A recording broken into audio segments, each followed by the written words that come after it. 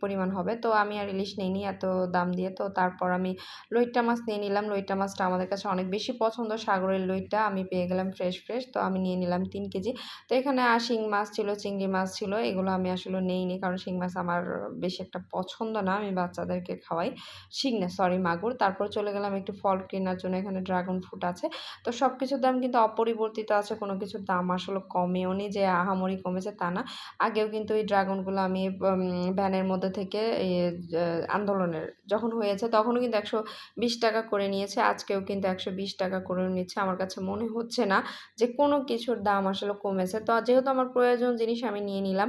আর প্রত্যেকটা জিনিসের আসলে দাম দেখার জন্য, জানার জন্য আসলে বাজারে আসা আসলেই কি আসলে দামটা কমেছে কিনা। আর আমাদের উচিত এখন যতটুকু প্রয়োজন অতটুকুই কেনা। যেহেতু দামটা আগের মতোই আছে আহামরি কিনে লাভ নেই। আমার মতে প্রতিদিনের জিনিস প্রতিদিনের কেনাটাই বেটার। বেশি আসলে মজুত রাখাও